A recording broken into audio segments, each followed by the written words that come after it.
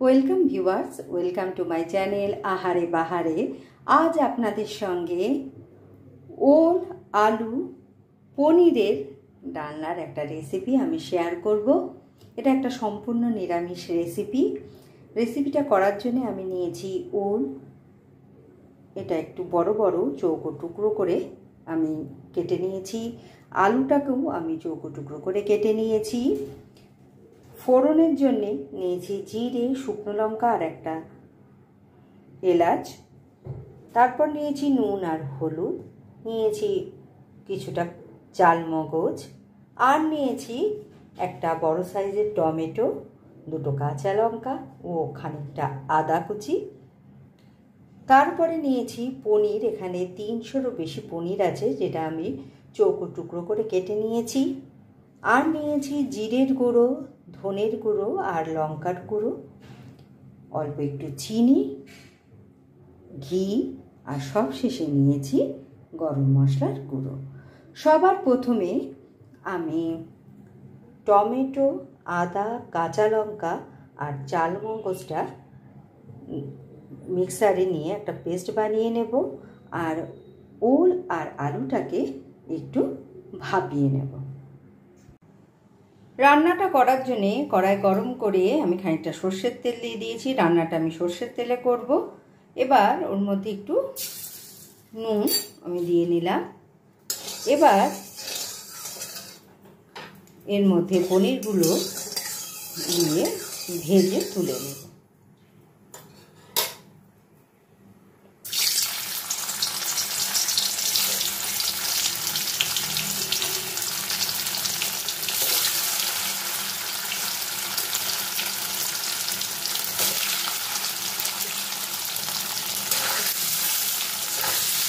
পনিরগুলো হালকা লাল লাল করে ভেজে নেব।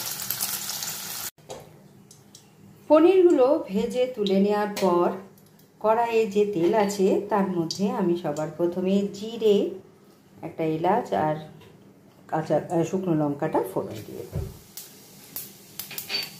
ফোড়নটা একটু ভাজা ভাজা হয়ে এলে এর মধ্যে আদা, টমেটো, কাঁচা লঙ্কা ও চালমগজ বাটাটা আমি এর মধ্যে দিয়ে খুব ভালো করে কষিয়ে নেব।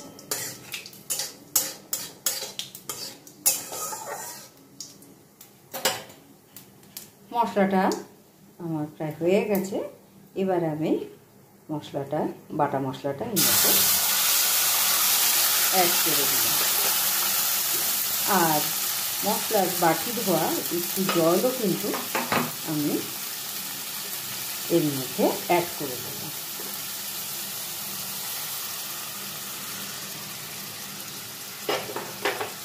আর এর মধ্যে আমি রান্নায় প্রয়োজনীয় নুন আর হলুদটাও এখন দিয়ে দেব।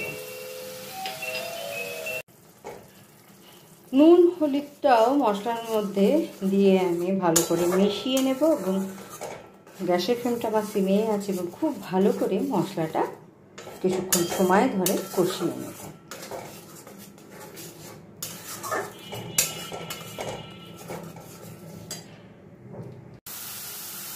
দেখুন মশলাটা আমার প্রায় কষানো হয়ে গেছে, চারপাশ থেকে তেল রিলিজ করা শুরু করে দিয়েছে। এবার এর মধ্যে আমি জিরের গুঁড়ো, ধনের গুঁড়ো, লঙ্কার গুঁড়ো নিয়েছিলাম, তার মধ্যে একটু জল দিয়ে আমি গুঁড়ো মশলাগুলো গুঁড়ে রেখেছি, সেই গুঁড়ো মশলাটা এবার আমি এর মধ্যে দিয়ে দেব। আর স্বাদটাকে ব্যালেন্স করার জন্য একটু চিনিও আমি এখন এর মধ্যে দিয়ে দেব। সব মশলা ও চিনি দিয়ে আমি এটাকেও আবারও কিছুক্ষণ সময় ধরে খুব ভালো করে কষিয়ে নেব।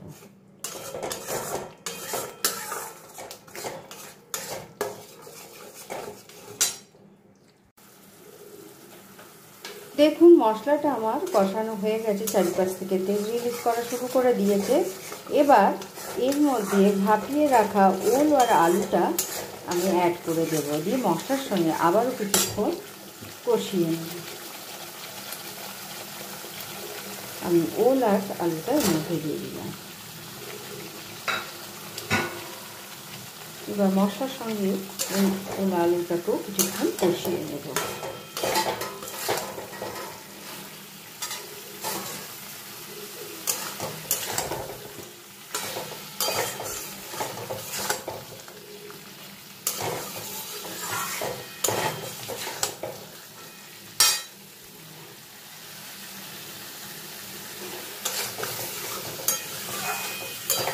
খুব ভালো করে মশলার সঙ্গে ওল আলুটাকে কষিয়ে নিচ্ছি।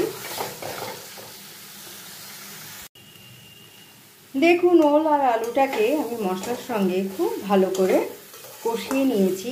এবার গ্রেভির জন্যে এর মধ্যে জল আমি অ্যাড করে দেব।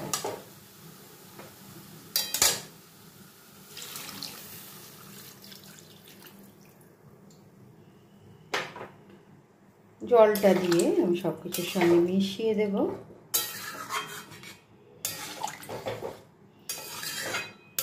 দিয়ে কিছুক্ষণ এটাকে ফুটতে দেব।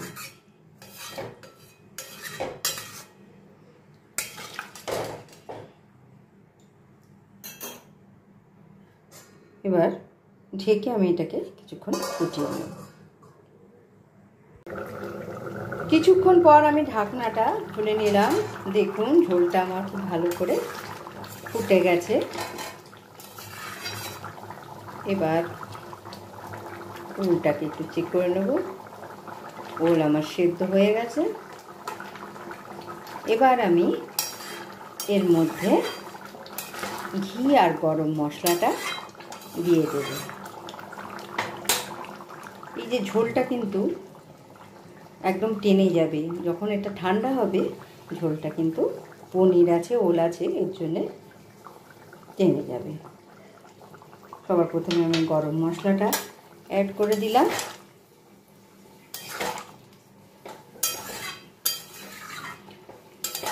গরম মশলাটা দিয়েও সব কিছুর সঙ্গে আমি মিশিয়ে দিলাম। এবার সব শেষে আমি এর মধ্যে ঘিটা অ্যাড করে দেব। যেহেতু ডালনা নিরামিষ রান্না এই জন্য আমি ঘি গরম মশলা সবার শেষে অ্যাড করলাম। এবার সব কিছুর সঙ্গে মিশিয়ে গ্যাসের ফ্লেমটা আমি বন্ধ করে দেব। আর 5 মিনিট রেস্টে রেখে আমি এটাকে সার্ভ করে দেব। আমার রান্নাটা একদম কমপ্লিট। আমি গ্যাসের ফ্লেমটা বন্ধ করে দিলাম আর এটাকে ঢেকে 5 মিনিট রেস্টে রাখবো। আমার সম্পূর্ণ নিরামিষ ওল আলু পনিরের ডালনা একদম রেডি অ্যান্ড সার্ভড। কেমন লাগলো আপনাদের আমার এই রেসিপিটা অবশ্যই আপনারা কমেন্টস করে জানাবেন। আর যদি আপনাদের আমার এই রেসিপি ভালো লেগে থাকে তাহলে প্লিজ লাইক শেয়ার এবং সাবস্ক্রাইব করবেন আমার চ্যানেলকে। Thank you for watching.